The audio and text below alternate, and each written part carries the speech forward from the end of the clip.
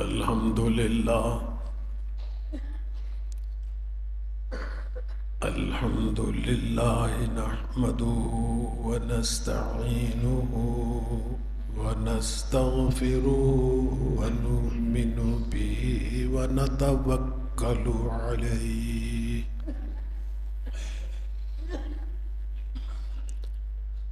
ونعوذ بالله من شرور أنفسنا ومن سيئات أعمالنا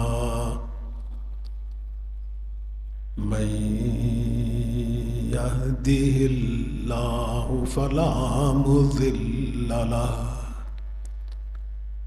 ومن يضلله فلا هادي له ونشهد أن لا إله إلا الله وحده لا شريك له ونشهد أن سيدنا ونبينا ومولانا محمدا عبده ورسوله صلى الله تعالى على خير خلقه محمد وآله وأصحابه أجمعين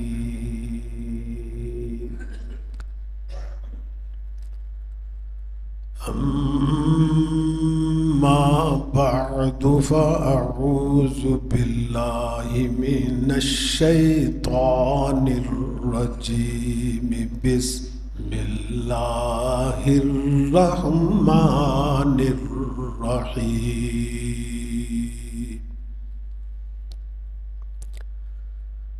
قال فما خطبكم أيها المرسلون قالوا إنا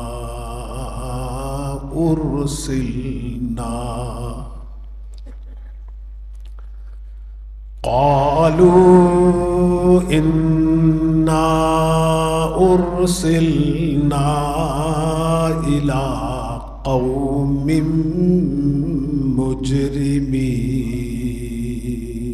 مجرمين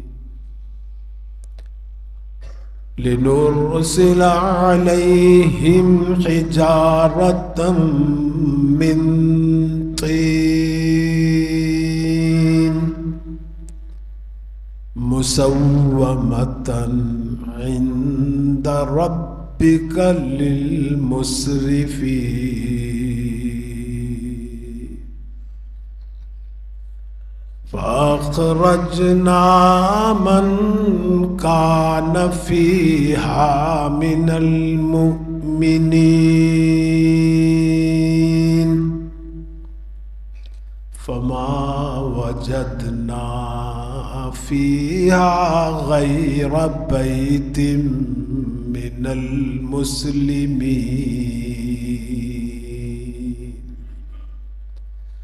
وتركنا فيها آية للذين يخافون العذاب الأليم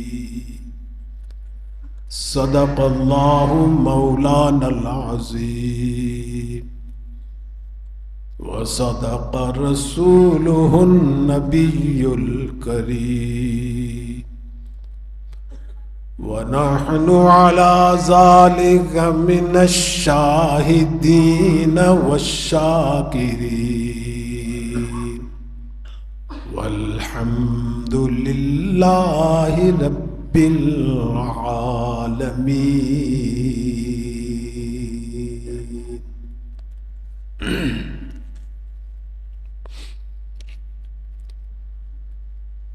بزرگان محترم اور برادران عزیز، سورہ ذاریات کی ان آیات کے سلسلے میں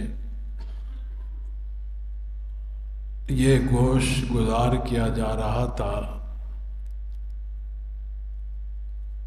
کہ اللہ تعالیٰ کی حکمرانی آسمانوں پر ہے یا زمینوں پر، ساری کائنات پر جو ہے وہ ایک مستحکم نظام کے تحت ہے۔ جو کچھ ہوتا ہے اللہ کے حکم سے ہوتا ہے اور اس کے قانون کے مطابق ہوتا ہے۔ ایک انسان کو اللہ نے اختیار دے رکھا ہے کہ یہ اپنی عقل و شعور سے، اپنے اختیار سے، اپنی مرضی سے بھی فیصلے کر سکتا ہے۔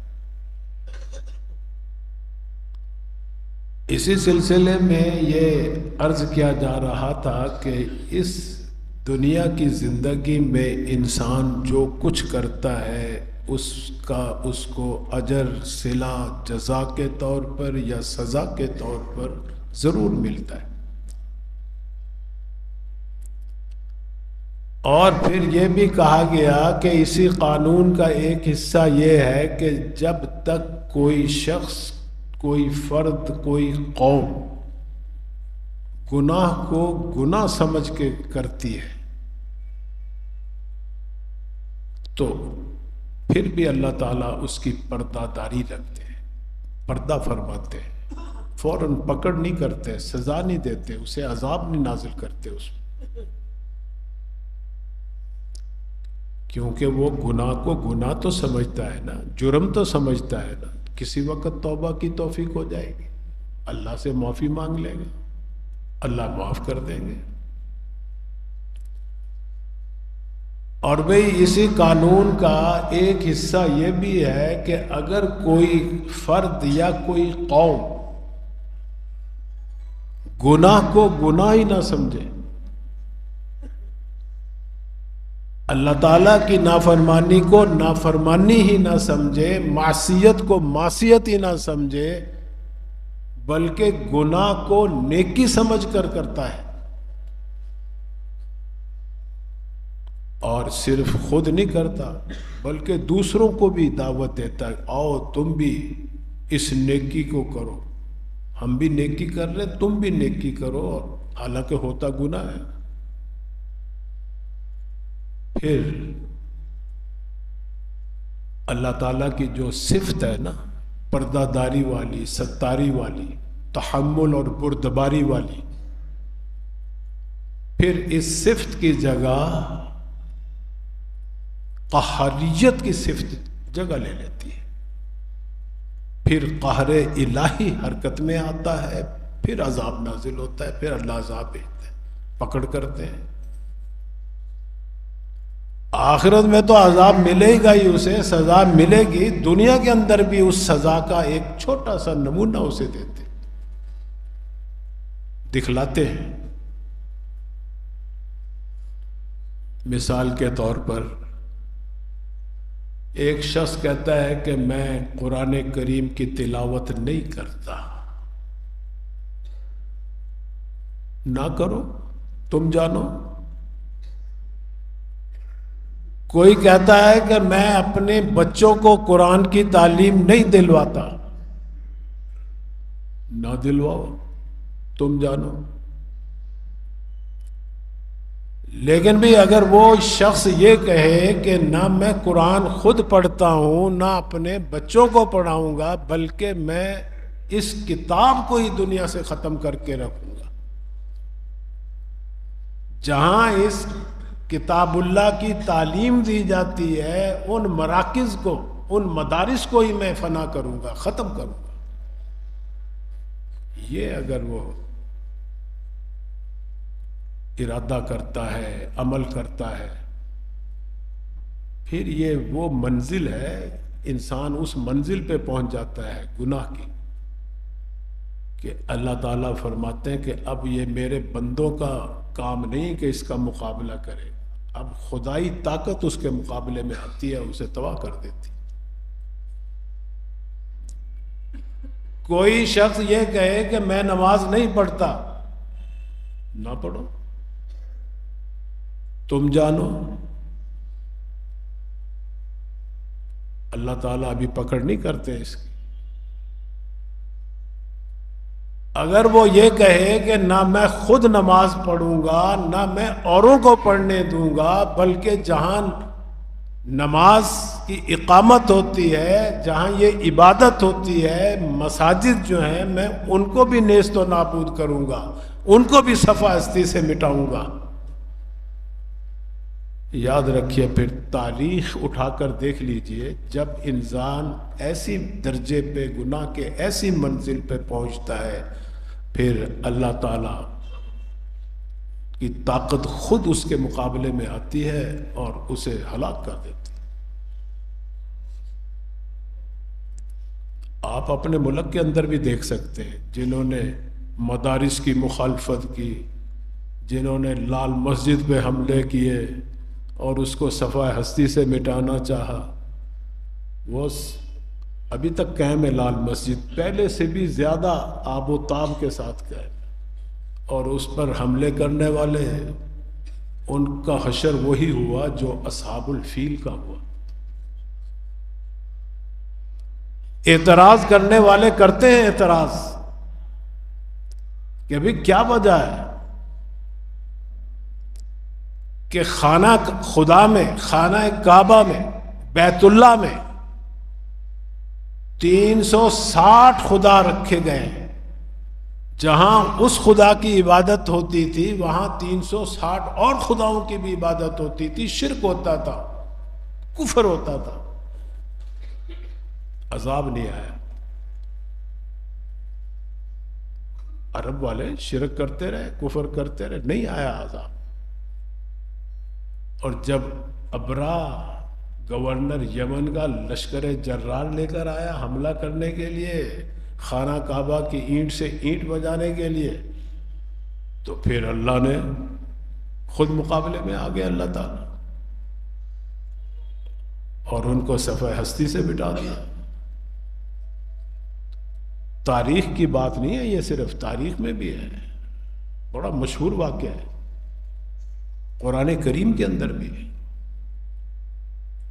اللہ تعالیٰ اپنے حبیب کو مخاطب ہو کر فرما رہے ہیں، فرمایا کہ الم تر کیف فعل ربک باصحاب الفیل، کیا آپ کو معلوم نہیں ہے کہ تیرے رب نے وہ ہاتھی والوں کے ساتھ کیا معاملہ کیا، کیا ان کا حشر کیا انجام ہوا۔ اور یہ تازہ تازہ واقعہ تھا، تاریخ کی کتابوں میں لکھا ہے کہ یہ حضور اکرم صلی اللہ علیہ وسلم کی ولادت باسعادت سے 50 دن پہلے کا واقعہ یا 50 دن بعد کا واقعہ ہے، اور بڑا مشہور تھا عربوں میں۔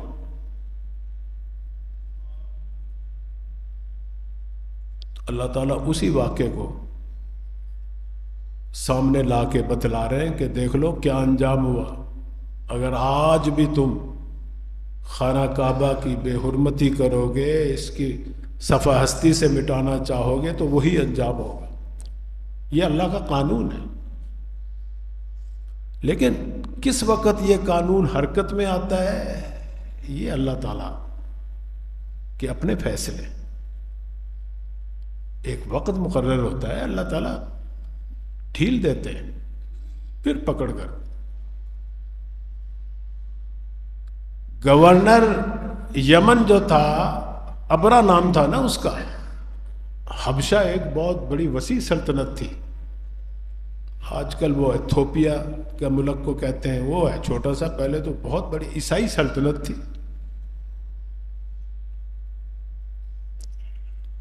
یمن بھی ایک صوبہ تھا حبشہ کا، وہاں ایک گورنر تھا، وہ عیسائی مذہب کا تھا، کرسچین تھا. اس کو یہ بڑی تکلیف تھی، بڑا دکھ تھا کہ لوگ مکے میں جاتے ہیں، ایک گھر ہے وہاں ایسے پتھروں کا سیدھا سادہ سا گھر ہے.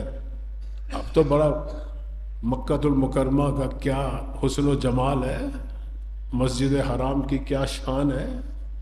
یہ تو 1400 سال 1500 سال پہلے کی بات ہے. چند پتھر ہی تھے.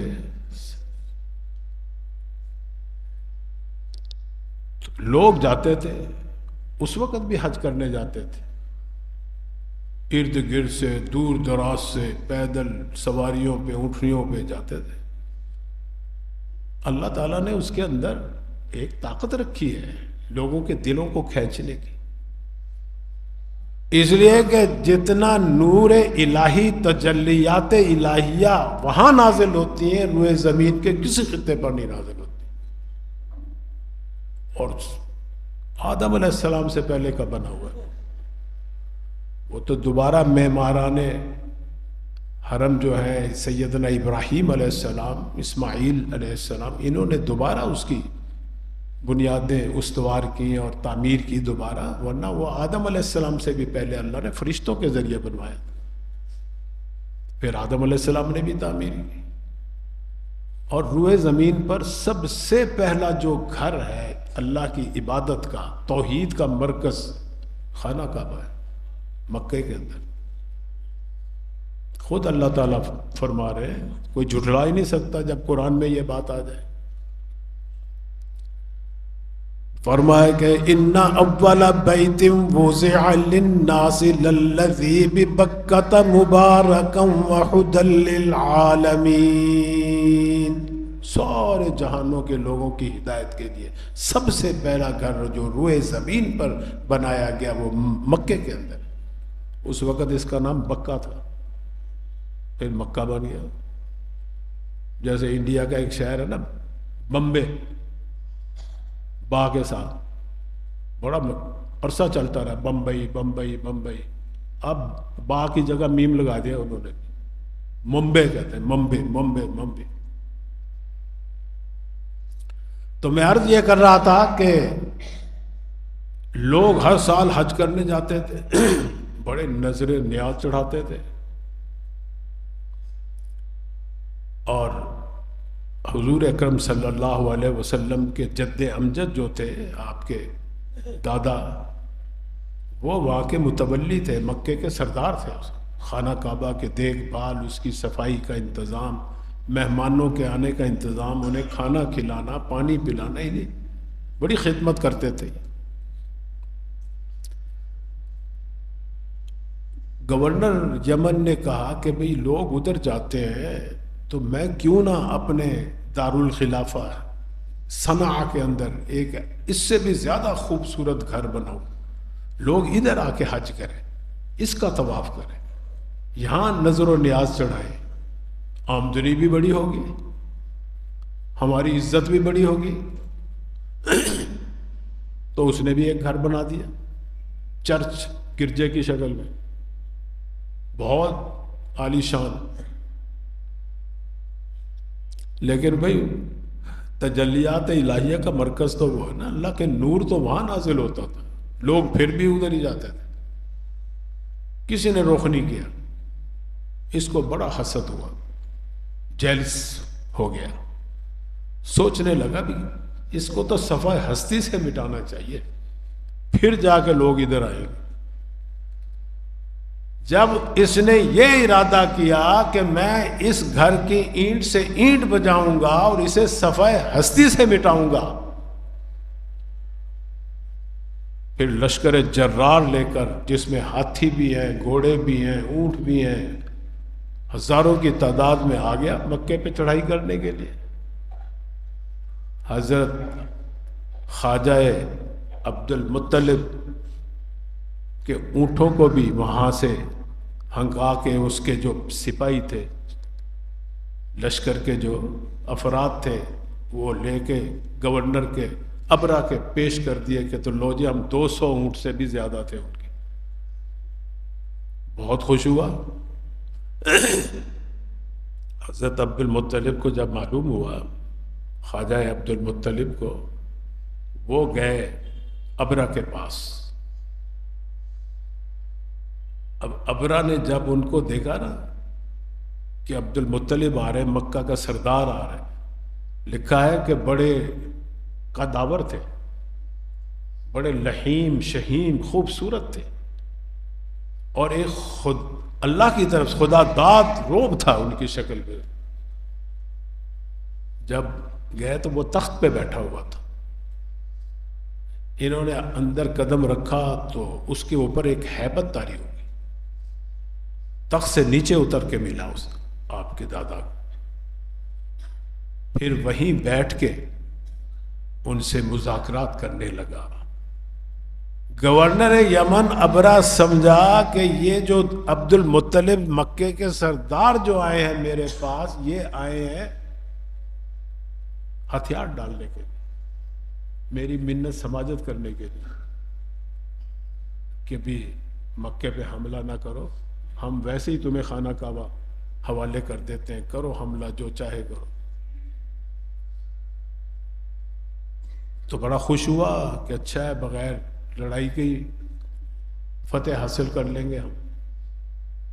اب جب ان سے بات پوچھی، انہوں نے کہا کہ بھائی میرے آپ کے جو بندے ہیں نا سپاہی، میرے اونٹوں کو وہاں سے ہنکا کے ادھر لے آئے، میں تو ان کے رہائی کے لیے آیا ہوں، چھڑوانے کے لیے آیا ہوں، مہربانی کرو چھوڑو ان کو. وہ بڑا حیران ہوا،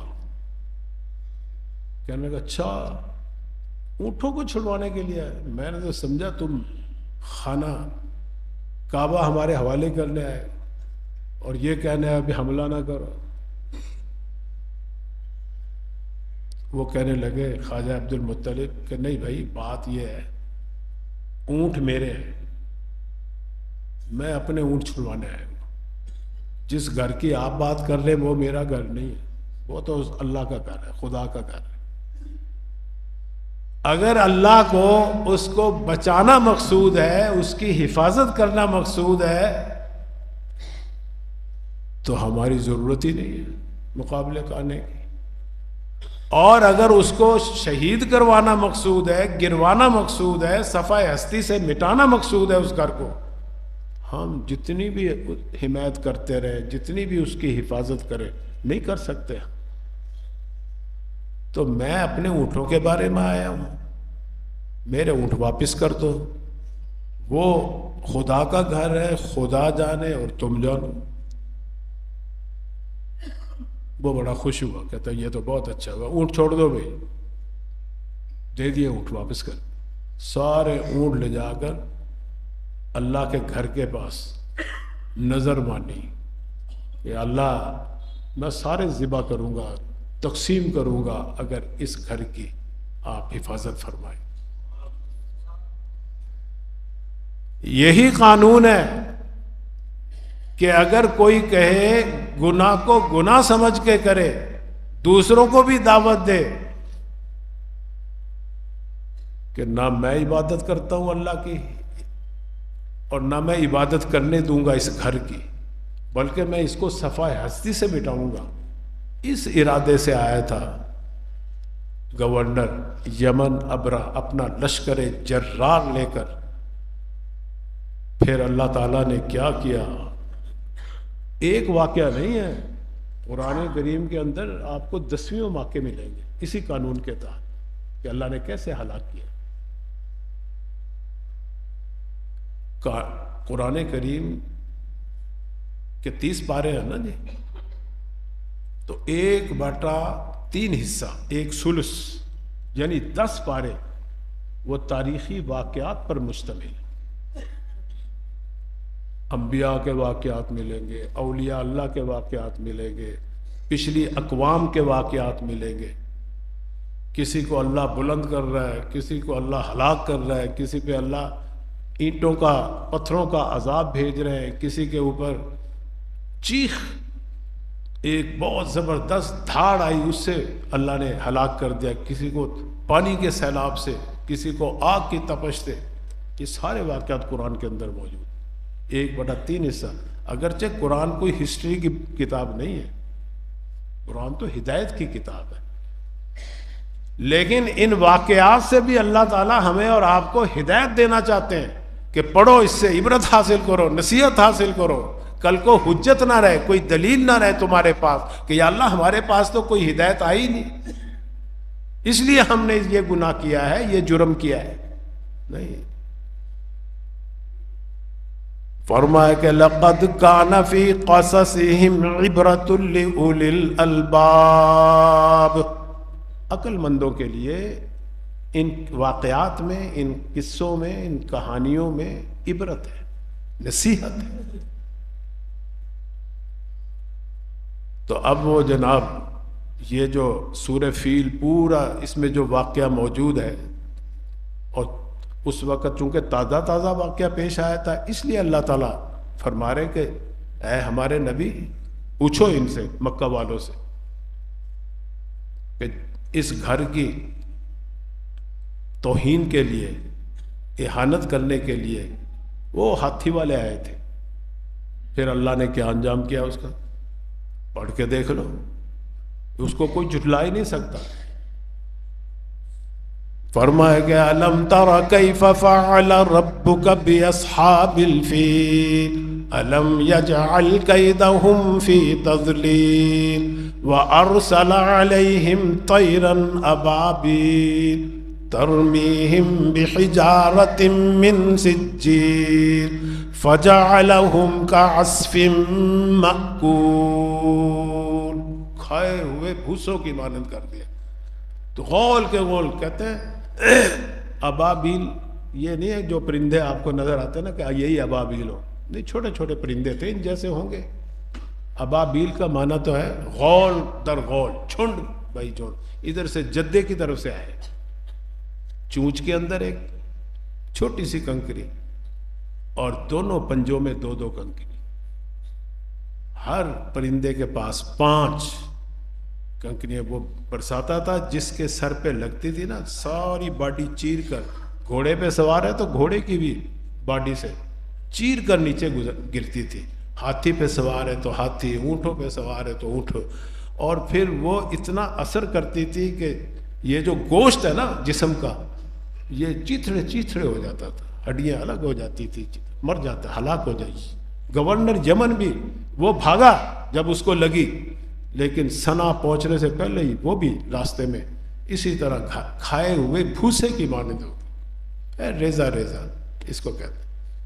یہ ہے قانون اللہ کا کہ جب کوئی قوم یا کوئی فرد یا کوئی جماعت گناہ کو گناہ نہیں سمجھتی اور پھر دوسروں کو بھی کہتی ہے کہ آؤ تم بھی آؤ، نہ ہم نماز پڑھیں گے، نہ پڑھنے دیں گے، بلکہ صفائے ہستی سے مسجد کو بھی مٹائیں گے، نہ قرآن پڑھیں گے، نہ تعلیم دلوائیں گے، بلکہ مدرسوں کو بھی ختم کریں گے۔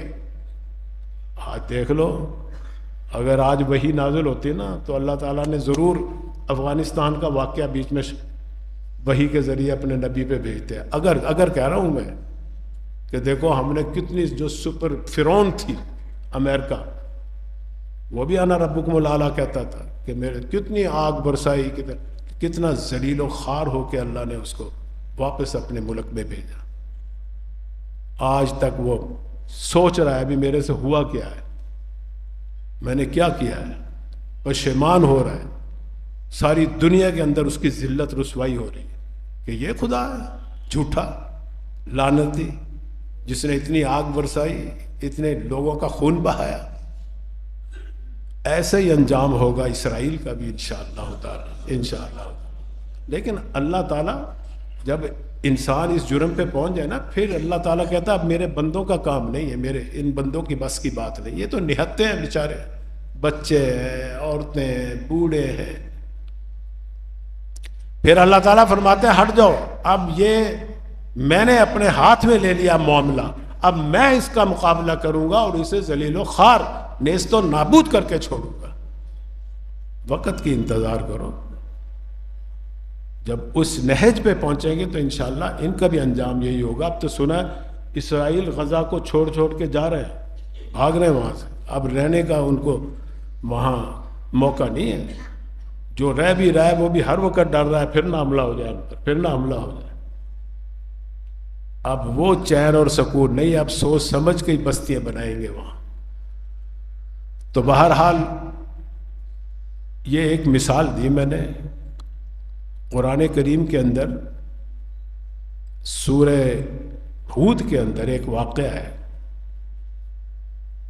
حضرت صالح علیہ السلام کا، کئی واقعے ہیں لیکن یہ حضرت صالح علیہ السلام کا، کہ ان کی قوم، اللہ تعالیٰ نے ہر قوم کی طرف نبی بھیجا اصلاح کرنے کے لیے، ہدایت دینے کے لیے۔ فرمایا کہ وَإِلَىٰ ثَمُودَ أَخَاهُمْ صَالِحًا، قوم سمود کی طرف انہی کے بھائی کو، حضرت صالح علیہ السلام کو نبی بنا کر بھیجا۔ یہ اللہ کا ایک ضابطہ ہے یہ بھی، کہ اسی قوم کے اندر سے سارا بچپنا بھی وہیں گزرتا ہے، لڑکپن بھی وہیں، جوانی بھی وہیں، پھر جا کے نبوت ملتی ہے، پھر وہ جا کے لوگوں کو بلاتا ہے تو کہتے ہیں میرا کریکٹر دیکھو، میرا کردار دیکھو، میں نے کبھی جھوٹ نہیں بولا، کبھی کسی سے میں نے کوئی دغا نہیں کیا، میرے معاملات دیکھو۔ سرکار دو عالم صلی اللہ علیہ وسلم کو دیکھو نا، لوگ کیوں صادق امین کہتے تھے، ان کی ساری زندگی ان کے سامنے تھی، کسی عدالت نے نہیں فیصلہ دیا تھا کہ لو جی یہ صادق امین، عوام نے۔ ویسے تو ہم کہتے ہیں جمہوریت جمہوریت جمہوریت، فیصلہ پھر عوام کا ہی ہوتا ہے نا جی۔ وہاں مکے کے عوام نے کہا کہ یہ صادق ہیں، سرکار دو عالم صلی اللہ علیہ وسلم الامین ہیں، ہم نے کبھی نہیں ان کو جھوٹ بولتے دیکھا، کبھی نہیں انہوں نے امانت میں خیانت کی، ہزاروں لاکھوں کی امانتیں آپ کے پاس ہوتی تھی۔ تو نبی کی زندگی اسی قوم کے اندر ہوتی ہے، صالح علیہ السلام کی بھی۔ اب صالح علیہ السلام نے جب اللہ نے آپ کو نبوت پر سرفراز کیا اور آپ کے ذمے مشن لگایا توحید کا، تو آپ نے دعوت دی، فرمایا کہ یا قوم اعبدوا اللہ ما لکم من الہ غیر، اے میری قوم اللہ کی عبادت کرو، اس کے علاوہ کوئی الہ نہیں، کوئی حاکم نہیں، کوئی بادشاہ نہیں، کوئی خالق نہیں، کوئی مالک نہیں۔ نہیں مانی قوم، اللہ نے نہیں عذاب بھیجا، کفر ہے نا جی، کفر کو خود اللہ نے پیدا کیا ہے، نیکی کو بھی اللہ نے پیدا کیا، ایمان کو بھی اللہ نے پیدا کیا، شر کو بھی اللہ، خالق خیر اور خالق شر اللہ ہی ہے، یہ اس کی حکمت ہے، اللہ تعالیٰ حکیم ہے۔ کیوں کفر رکھا باقی؟ اللہ تعالیٰ چاہتے تو ایمان ہی ایمان ہوتا، نہیں صاحب، یہ دنیا دار الامتحان ہے، کیسے پتہ چلے گا تمہارا ایمان جو ہے مضبوط ہے، کامل ہے، خالص ہے؟ یہ کفر مقابلے میں آئے گا تو پتہ چلے گا۔ عربی کا مشہور جملہ ہے وَبِضِدِّهَا تَتَبَيَّنُ الْأَشْيَاءُ، کہ اپنی ضد سے چیزیں پہچانی جاتی ہیں۔ ہم اب روشنی میں بیٹھے ہیں نا، تو ہمیں روشنی کی قدر، قیمت، اس کا مفہوم، اس کا مطلب تب سمجھ آیا جب اندھیرا ہو ہمارے سامنے۔ اندھیرا نہ ہوتا تو روشنی کی کوئی ویلیو ہی نہیں تھی، پتہ ہی نہیں تھا ابھی روشنی کہتے کسے۔ اب ہمیں پتہ ہے کہ یہ اندھیرا ہے، اس کے مقابلے میں یہ روشنی۔ دن ہے تو رات کا پتہ چلتا ہے، رات ہے تو دن کا پتہ چلتا ہے، گرمی سے سردی کا پتہ چلتا ہے، سردی سے گرمی کا پتہ چلتا ہے، کفر سے ایمان کا پتہ چلتا ہے، ایمان سے کفر کا پتہ چلتا ہے۔ اسی لیے کسی شاعر نے صحیح کہا، فرمایا کہ در کارخانہ عشق از کفر ناگزیر است، کارخانہ عشق سے مراد یہ دنیا ہے، کہ اس دنیا میں کفر بھی ضروری ہے۔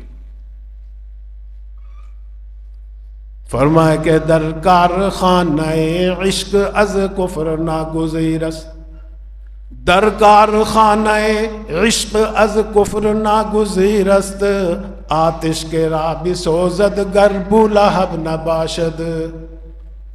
اللہ نے جنت پیدا کیا تو جہنم بھی اس کے مقابلے میں پیدا کی. کفر ہے، کفر نہ ہو تو جہنم کس کو جلائے گی؟